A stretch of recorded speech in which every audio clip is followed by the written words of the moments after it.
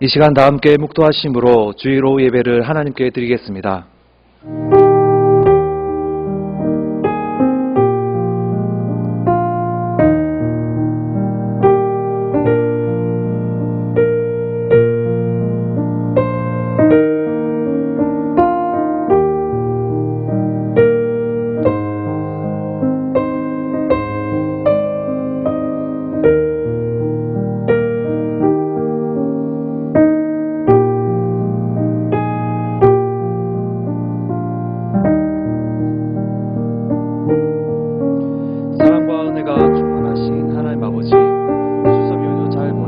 주일을 기억하며 예배의 자리로 인도하심에 감사와 찬양을 드립니다. 많은 사람들이 어려움을 겪고 있습니다. 주님께서 불쌍히 여기시고 은혜를 베푸사 하루속히 코로나19가 종식되어 우리의 일상생활이 회복할 수 있게 도와주시옵소서. 시작하는 시간입니다. 마치는 시간까지 성령 하나님께서 저희와 함께 하시고 말씀을 들을 때 깨닫게 하시고 많은 은혜를 베푸사 말씀에 순종하여 하나님께 영광 돌리는 복된 충현의 가족 되게 도와주시옵소서. 이 모든 말씀 살아계신 우리 주 예수님의 이름으로 기도합니다. 아멘. 다 함께 찬송가 455장 찬양하시겠습니다.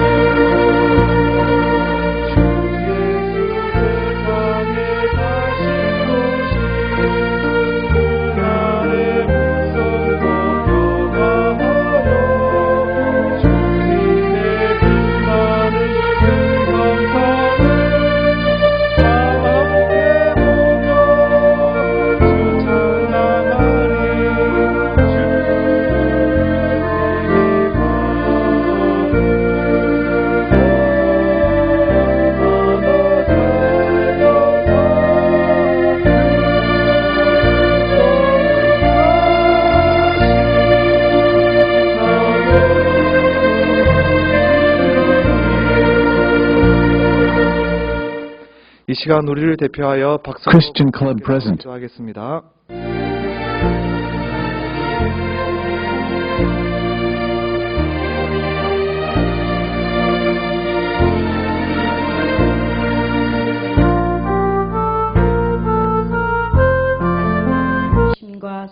소망과 믿음과 인내를 바치며 또한 간구합니다.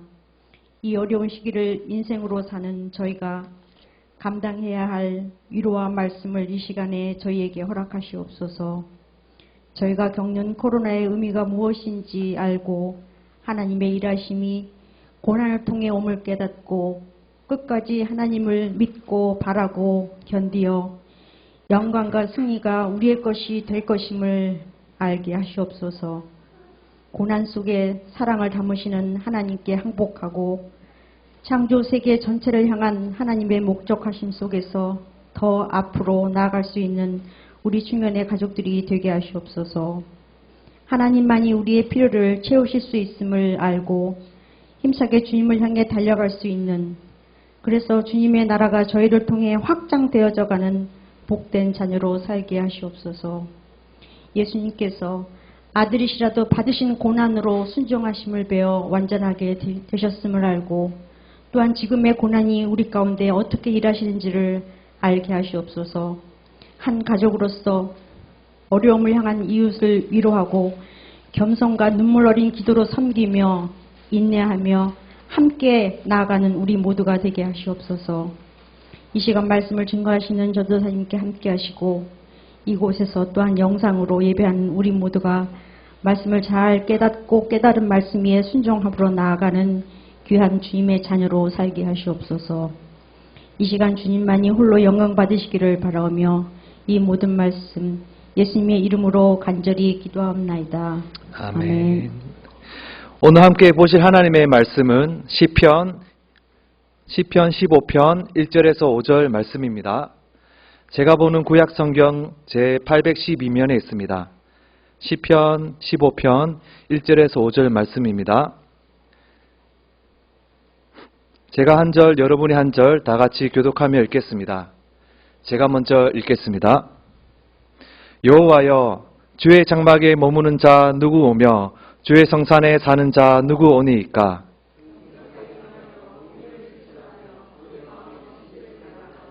그의 혀로 남을 허물하지 아니하고 그의 이웃에게 비방하지 아니하며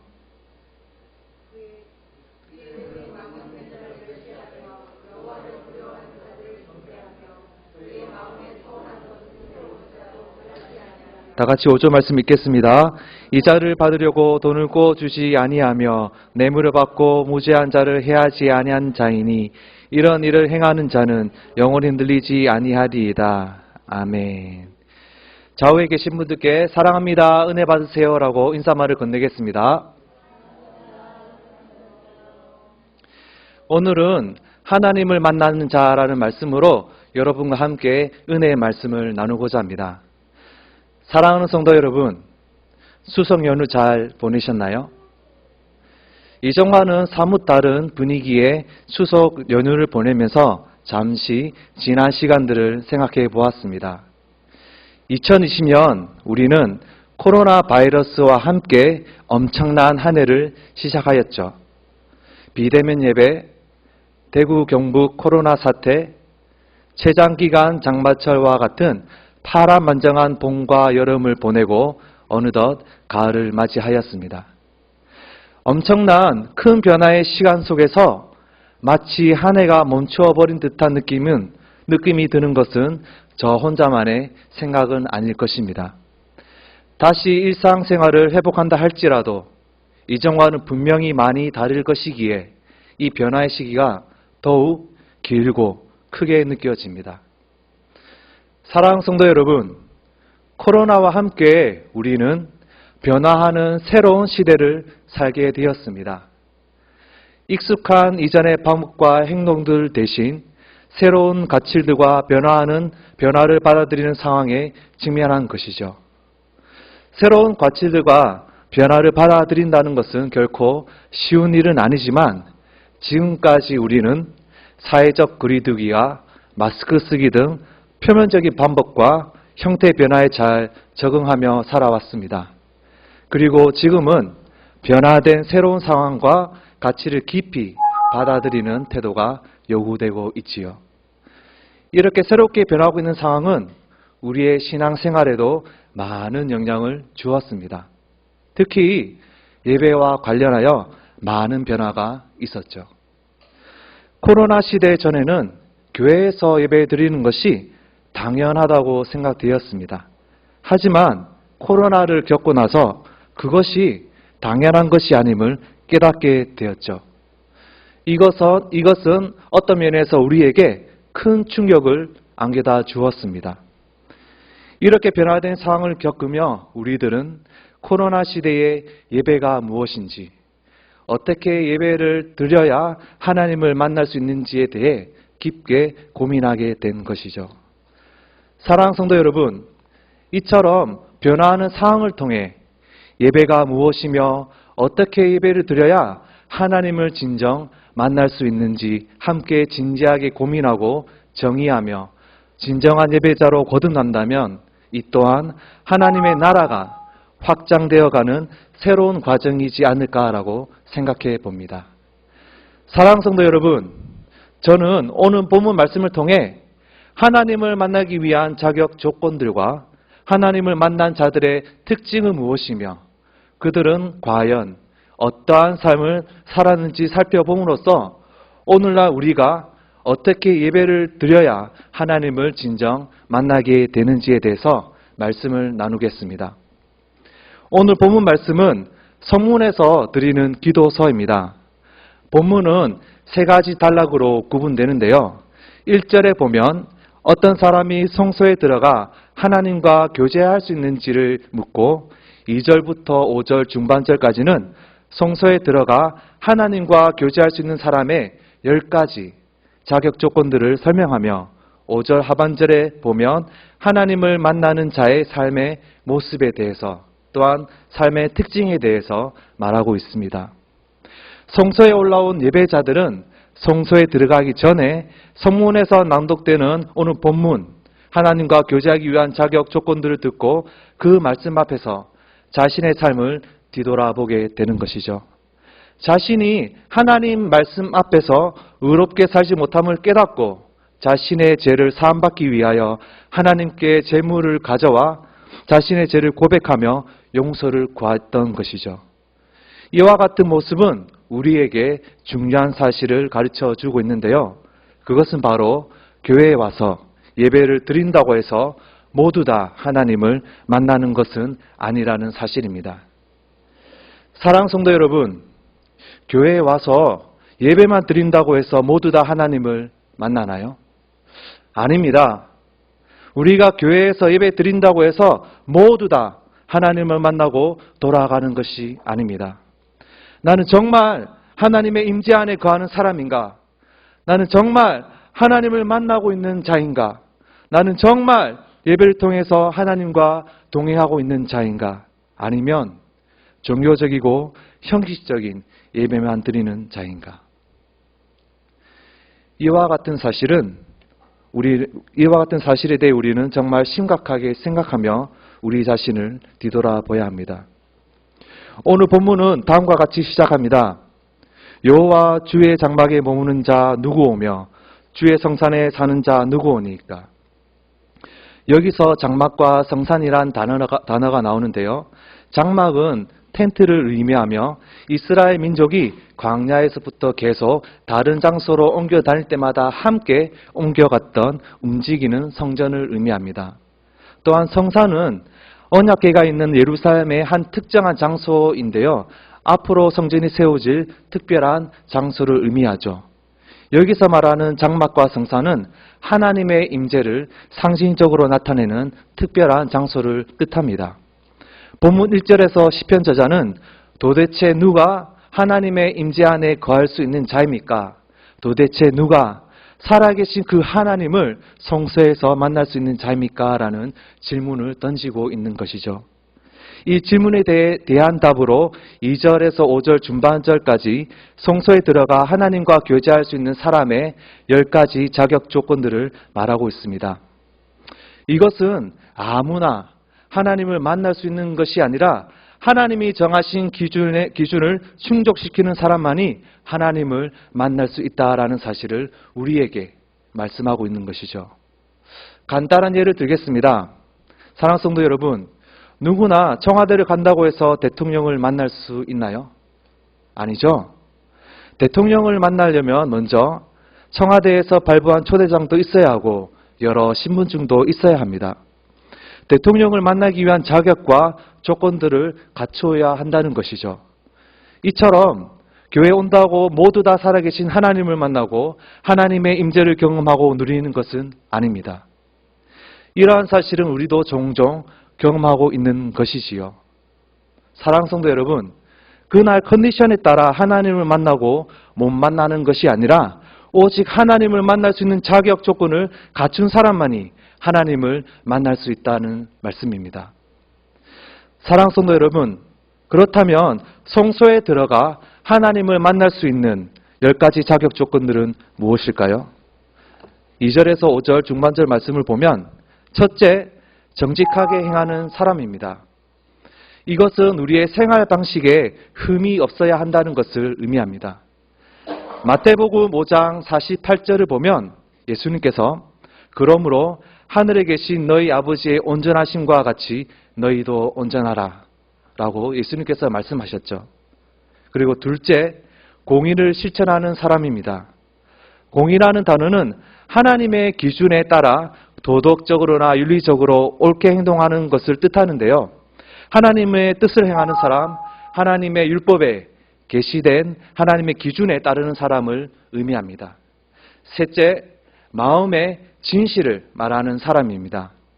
이 마음은 의지의 중심, 결정과 의도들을 나타내는 장소를 의미합니다. 따라서 마음의 진실을 말하는 사람은 그 말과 그 마음의 의도가 반드시 옳은 것이하며 현실에 부합해야 된다는 것을 의미합니다. 넷째, 남의 허물을 들추지 않는 사람입니다. 여기서 허물을 들추다라는 것은 비방하다라는 뜻인데요. 비방은 남에게 손상을 주는 소문을, 이렇게 헛소문을 퍼뜨리는 것을 의미합니다. 우리 이웃의 약점이나 허물을 말로 드러내며 나쁜 소문을 퍼뜨리면 안 된다는 것을 의미하죠. 다섯째, 남에게 고통을 주지 않는 사람을 뜻합니다. 이것은 누구에게든 고통이나 비참함을 유발하는 행동을 하지 않는 사람을 뜻하는 것이죠. 여섯째, 남을 비방하지 않는 사람입니다. 여기서 말하는 비방이란 비웃음, 멸시, 그리고 인신공격을 뜻합니다. 사랑하는 성도 여러분, 다른 사람을 멸시하는 것은 대단히 쉽죠. 특히 그들의 일이, 원수된 그들의 일이 잘 안 풀릴 때는 더욱 쉽습니다. 하지만 우리 살아계신 하나님은 이것을 금지하고 계십니다. 왜냐하면 그들도, 설령 나와 맞지 않는 그들도 여전히 하나님께 사랑받는 자이며 하나님 안에서 좋은 이웃이기 때문이죠. 야고보서 3장 9절에서 11절 말씀에 보면 야고보는 초대교회 성도들에게 그들의 혀를 제어하며 축복과 저주가 같은 입에서 나오지 않게 하라고 말씀하고 있습니다. 일곱째, 망령된 자와 의인을 구분하는 사람입니다. 이것은 영적 분별력과 관련되어 있는데요. 망령된 자는 세상의 것들을 사랑하는 자들을 의미하며 의인은 여호와 한 분만을 두려워하고 경외하는 자임을 의미합니다. 이것은 우리가 존대하고 존경해야 할 사람들은 하나님을 두려워하는 자들, 하나님을 믿고 경건함과 경외로 그분을 예배하고 섬기는 자들임을 보여주는 것이며 이러한 의인들을 분별할 수 있는 참된 영적 분별력을 가져야 한다는 것을 의미합니다. 여덟째, 자신이 서운한 것은 해로울지라도 지키는 사람입니다. 여기서 해롭다라는 것은 고통을 이렇게 유발하다라는 것인데요. 이것은 설령 자신의 서원이 큰 희생을 요구하거나 불편한 것으로 입증되더라도 그 서운한 것을 번복해서는 안 된다라는 것입니다. 왜냐하면 하나님께 서운한 것은, 지키지 않는 것은 하나님의 이름을 헛되이 하는 것이기 때문이죠. 아홉째, 남에게 이자를 받으려고 돈을 구워주지 않는 사람입니다. 이 말은 다른 사람에게 부담이 되도록 이자를 받아 그 사람이 한동안 남에게 의지하고 굴욕을 당하게 되는 것을 제한하는 것을 뜻합니다. 이웃을 도울 수 있는 사람들은 이자를 얻거나 혹은 다시 돌려받을 생각을 하지 말고 그저 주어야 한다는 것이죠. 열째, 남을 뇌물로 매수하지 않는 사람입니다. 여기서 뇌물을 받는다라는 개념은 어떤 부당한 이득을 위해 정의의 실현을 왜곡하는 자를 의미합니다. 이것은 본질적으로 죄를 의미하며 이 같은 죄를 지은 사람은 예배를 드릴 자격을 상실한다라는 것이죠. 사랑하는 성도 여러분, 이것이 바로 하나님을 만나기 위한 10가지 자격 조건들입니다. 사랑하는 성도 여러분, 우리가 지금 이와 같은 일을 행하고 있지 않고 있다면 교회에 와서 예배 드릴 수는 있어도 하나님의 임재 안에 들어가 하나님을 만날 수는 없습니다. 우리의 삶이 하나님의 기준을 충족시키지 못한다면 교회에 나와서 여러 성도들과 교제할 수는 있어도 정말 중요한 살아계신 하나님을 만날 수 없다라는 사실을 우리는 분명 기억해야 합니다. 오늘 본문 5절 하반절 말씀을 보면 하나님을 만나는 자의 2가지 특징을 말하는데요. 하나는 10가지 자격 조건들을 행하는 자이며 다른 하나는 그들의 삶은 흔들림이 없다라는 것입니다. 다 함께 5절 말씀을 읽겠습니다. 5절입니다. 시작. 이자를 받으려고 돈을 구워주지 아니하며 뇌물을 받고 무죄한 자를 해하지 아니하는 자이니 이런 일을 행하는 자는 영원히 흔들리지 아니하리이다. 아멘. 사랑하는 성도 여러분, 코로나 때문에 온 세상이 다 흔들린다 할지라도 하나님을 만난 자는 결코 흔들리거나 요동치 않습니다. 혹시 여기 계신 분들 중에서 지금 흔들리고 계신 분이 있나요?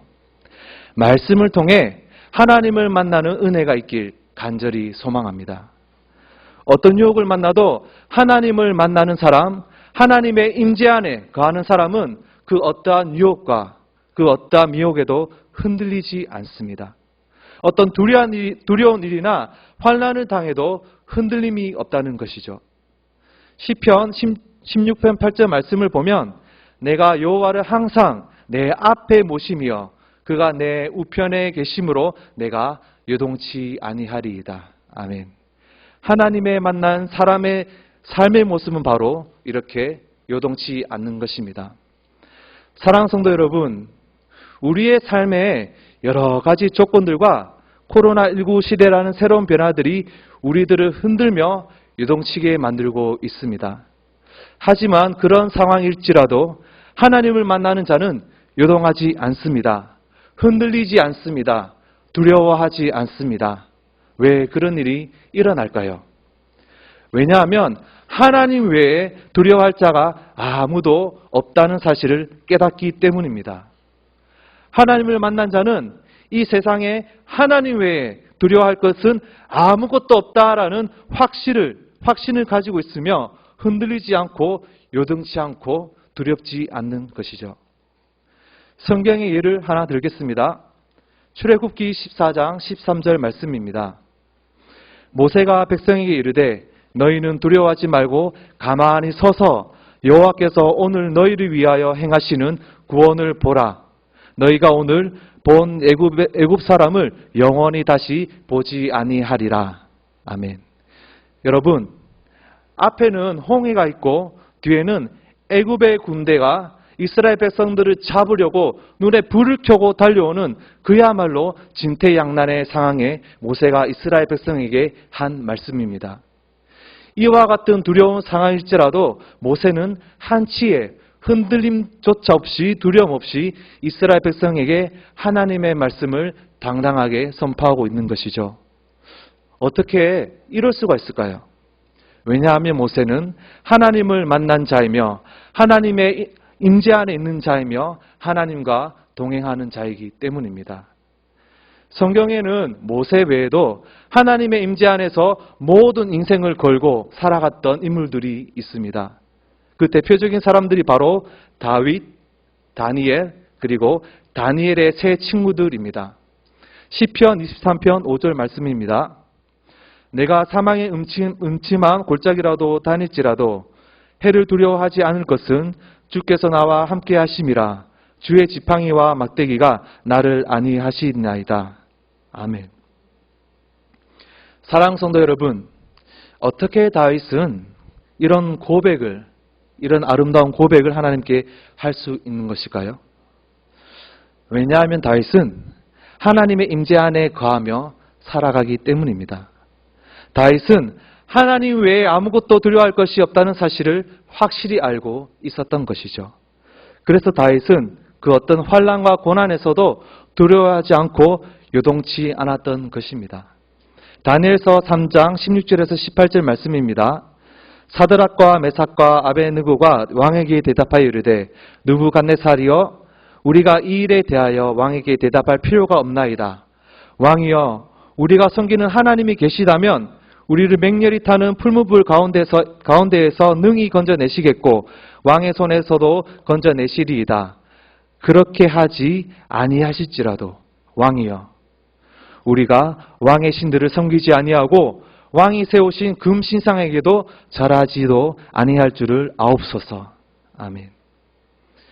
이 말씀은 느부갓네살이 만든 왕의 신상에 절하지 아니하면 누구든지 뜨거운 풀무불에 던져질 것이라는 소식을 들은 후 다니엘의 세 친구가 느부갓네살의 산넬 왕에게 말하는 것입니다. 사랑하는 성도 여러분, 다니엘의 세 친구는 어떤 믿음을 우리에게 보여주고 있나요? 하나님을 믿되 어떤 조건을 가지고 믿는 것이 아님을 보여주고 있습니다. 그들은 믿음에 대한 어떤 조건을 보장받았기 때문에 지금 하나님을 신뢰하고 믿는 것이 아닙니다. 하나님의 임재 안에 있기 때문에 설령 건져냄을 받지 않더라도 흔들리거나 요동치 않는다는 것이죠. 여러분, 이것이 바로 하나님을 경외하고 두려워할 때 받게 되는 평안이고 능력입니다. 그 어떤 뜨거운 풀무불도 흔들 수 없는 사람, 느부갓네살도 흔들 수 없는 사람, 어떻게 이와 같은 사람이 될 수 있을까요? 바로 하나님의 임재 안에 거할 때, 하나님과 동행할 때, 그리고 하나님을 만날 때 우리는 이와 같은 풀무불 안에서도 그리 아니하실지라도 나는 왕의 신상 앞에 결코 절하지 않겠습니다 라고 외치며 흔들리거나 요동치 않는 삶을 살아간다는 것이죠. 사랑하는 성도 여러분, 이와 같은 은혜가 저와 여러분에게 있길 간절히 소망합니다. 우리가 예배를 통해서 하나님을 만났다면 이 세상에 하나님 외에 두려워할 존재가 아무것도 없다라는 사실을 깨닫기만 한다면 우리의 외적인 환경과 상황과 상관없이 흔들림 없는 평안함 가운데 하나님이 주신 평안과 능력으로 요동치 않고 이 모든 것들을 이겨낼 수 있습니다. 다니엘도 마찬가지죠. 다니엘서 6장 10절 말씀입니다.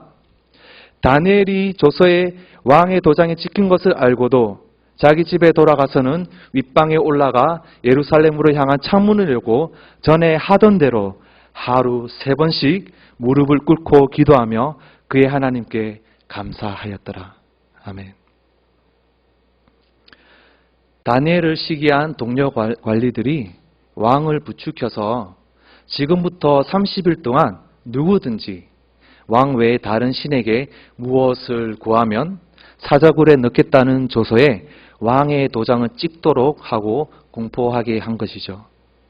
하지만 다니엘은 이 같은 사실을 알고도 전에 하던 대로, 그러니까 매일 하던 대로 하루 3번씩 예루살렘을 향하여 무릎을 꿇고 하나님께 기도하며 감사드렸습니다. 사랑하는 성도 여러분, 이것이 바로 그 무서운 사자굴도 어찌할 수 없고 흔들 수 없었던 다니엘의 삶의 비결이고 원리인 것입니다. 사랑하는 성도 여러분, 지금까지 우리는 하나님을 만난 자들의 삶에 나타나는 특징들을 살펴보았습니다. 이들의 믿음을 이렇게 쭉 살펴보면 한 가지 공통적인 특징이 있는데요. 그것은 바로 그들의 내면 안에 특별한 일이 벌어졌다는 것입니다. 사랑하는 성도 여러분, 하나님을 만나는 사람에게 나타나는 특징은 흔들림이 없는 삶의 원리는 바로 그 사람의 내면에 있습니다. 우리 내면 안에 특별한 일이 일어나야 외적인 환경과 상관없이 흔들림이 또는 유동치 않는다는 것이죠. 그렇다면 우리 내면에 어떤 일이 일어나야 하는 것일까요? 그것을 살펴보기 위해서 요한복음 4장 14절 말씀을 잠시 보겠습니다. 제가 읽겠습니다. 이 물을 마시는 자마다 다시 목마려니와 내가 주는 물을 마시는 자는 영원히 목마르지 아니하리니 내가 주는 물은 그 속에서 솟아나는 영원한 샘물이 되리라. 아멘. 예수님은 우물가에서 만난 사마리아 여인에게 예배를 드리는 자들의 내면 안에서 어떤 일이 일어나야만 하는가를 대해서 가르쳐 주고 계십니다.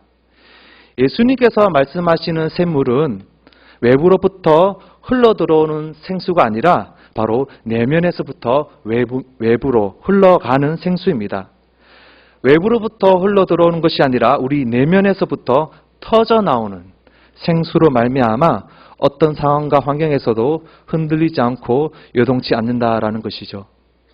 사랑 성도 여러분, 세상 사람들은 말이죠, 자신이 외적으로 조금 더 많은 것을 이렇게 갖추면 어떠한 상황에도 결코 흔들리지 않을 거라고 생각합니다.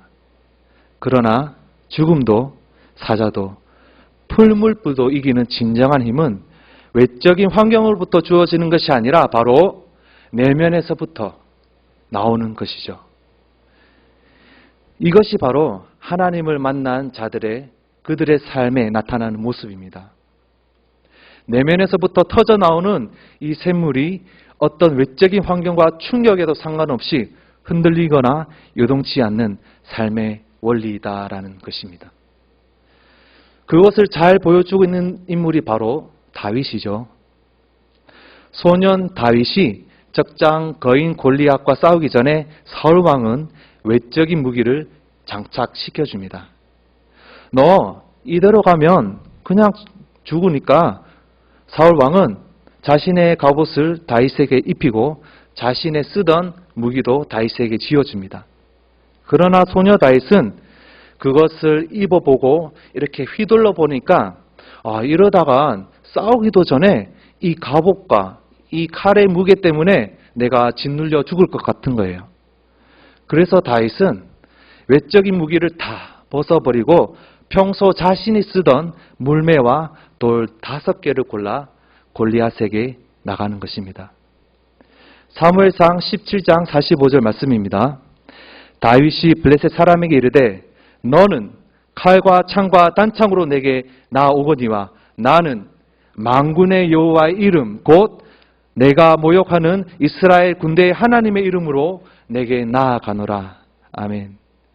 소년 다윗은 거인 골리앗에게 너가 하나님의 이름, 하나님의 군대를 모욕했으니 오늘 지금 이 자리에서 너는 저 새들의 밥이 될 것이야.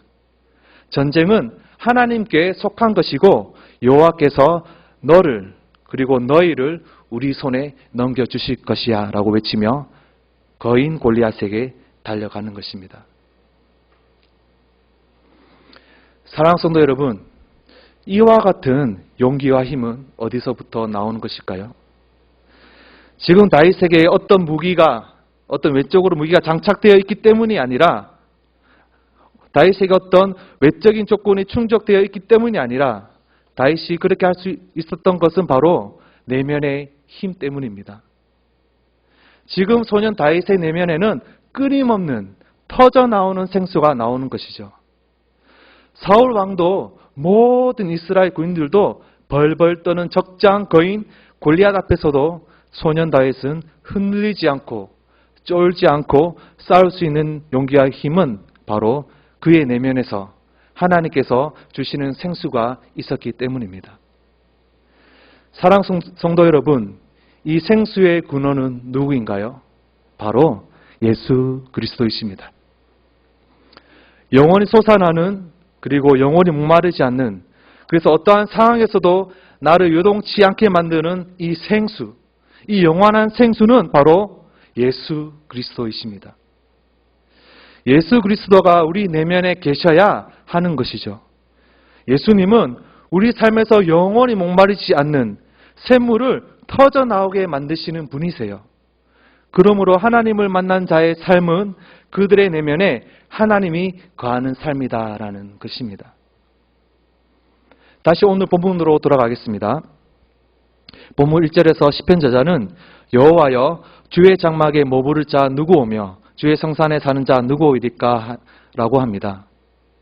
이것은 마음에 하나님이 거하는 자가 하나님의 장막에 거하는 자다. 마음에 하나님이 사는 자가 하나님의 성산에 사는 자다.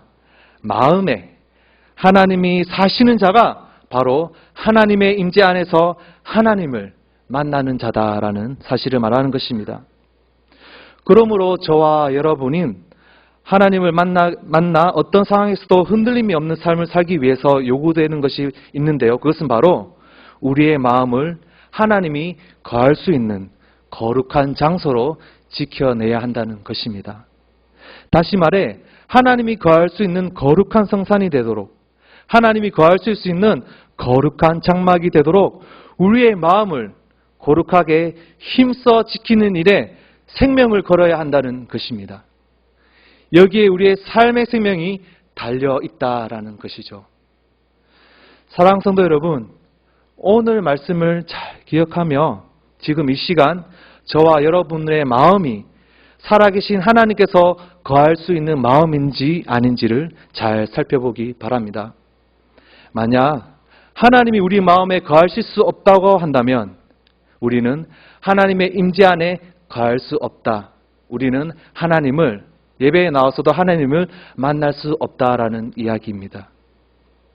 하나님의 임재 안에 거할 수 없다라는 말은 우리는 흔들릴 수밖에 없는 존재가 되는 것이고 조그마한 유혹에도 넘어지고 조그마한 공격에도 넘어지고 그냥 스쳐 지나가는 바람에도 쓰러져 버리는 그런 미약한 존재가 될 수밖에 없다라는 것이죠. 사랑하는 성도 여러분, 저와 여러분은 지금 이 시간 분명히 해야 하는 일이 하나 있습니다. 그것은 바로 하나님 외에는 아무것도 두려워할 것이 없다라는 사실을 분명히 깨달아 확신하며 죽은 앞에서도 사자굴 안에서도 풀무불 속에서도 그리 아니하실지라도를 외치며 하나님 한 분만으로 만족할 수 있는 그와 같은 요동함이 없는 삶을 살 수 있도록 우리의 생명을 걸고 우리의 마음을 거룩한 성전으로 지키는 것입니다. 사랑하는 성도 여러분, 우리 마음이 바로 하나님이 거하시는 성산이고 장막입니다.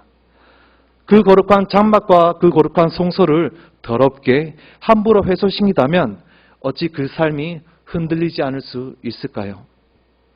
어찌 그 사람이 하나님을 만날 수 있을까요? 그러한 사람은 교회에서 예배 드려도 하나님을 만날 수 없으며 하나님의 임재 안에 들어갈 수 없는 것입니다. 우리의 마음을 하나님의 거룩한 성소와 장막으로 지켜내지 않는 사람은 다 가짜이며 다 사꾼 예배자입니다. 그런 사람은 결코 하나님을 만나 하나님의 임재 안에 들어갈 수 없습니다. 사랑하는 성도 여러분, 하나님을 만나기 위해 우리는 평생 우리의 마음을 하나님의 거룩한 성소로 지키기 위해 힘써 싸워야 합니다. 바로 이와 같은 싸움이 결국 우리가 평생 하나님의 임재 안에서 거하기 위한 싸움이요, 하나님께로부터 떨어져 나가지 않기 위한 투쟁인 것입니다. 바로 이 싸움에서 우리 마음을 지켜 하나님의 거룩한 성소가 되어야 어떠한 상황과 환경에서도 흔들리거나 요동치 않는 것입니다. 말씀을 맺겠습니다. 사랑하는 성도 여러분, 오늘 저와 여러분은 하나님을 만나는 자에 대해 말씀을 나누었습니다. 하나님을 만나는 자는 먼저 자신의 삶을 성소에 들어가 하나님을 만나려는 10가지 자격 조건들을 행하는 사람이 되어야 하며, 하나님을 만나는 사람은 어떠한 환경에서나 상황에서도 흔들리거나 요동하지 않는 삶을 산다는 것을 알게 되었습니다. 또한 하나님을 만나는 자는 하나님 외에 두려운 것이 없다라는 사실을 깨닫는 자이며 평생 자신의 마음을 하나님의 거룩한 성소로 지키기 위해 투쟁하는 자임을 배웠습니다. 고린도 후서 3장 16절에 17절 말씀입니다. 너희가 하나님의 성전인 것과 하나님의 성령이 너희 안에 거하시는 것을 알지 못하느뇨. 누구든지 하나님의 성전을 더럽히면 하나님이 그 사람을 멸시하리라. 하나님의 성전은 거룩하니 너희도 그러하리라 라고 사도 바울이 말씀하고 있습니다. 사랑하는 성도 여러분, 하나님의 말씀에 순종하여 내면의 거룩함을 추구하고 우리의 마음을 하나님의 거룩한 성소로 힘써 지켜 하나님의 임재 안에서 어떤 상황과 환난 속에서도 흔들리거나 유동치 않는 거룩한 삶을 살아가는 사랑하는 복된 중년의 가족 모든 중년의 가족 여러분이 되길 간절히 기도합니다. 다 같이 기도하시겠습니다. 거룩하고 은혜로우신 하나님 아버지, 오늘 말씀을 통하여 어떻게 거룩하신 하나님을 만나며 흔들리지 않는 삶을 사는지에 대해 들었습니다.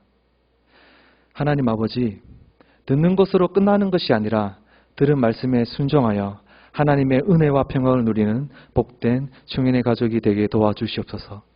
코로나19로 어려운 우리나라와 한국교회를 긍휼히 여기시고 회복과 부흥의 역사가 일어날 수 있게 도와주시옵소서. 이 모든 말씀 살아계신 예수님의 이름으로 기도합니다. 아멘. 다 함께 찬송가 491장 찬양하신 후 담임 목사님 나오셔서 광고와 축도하심으로 주일 오후 예배를 마치겠습니다. 그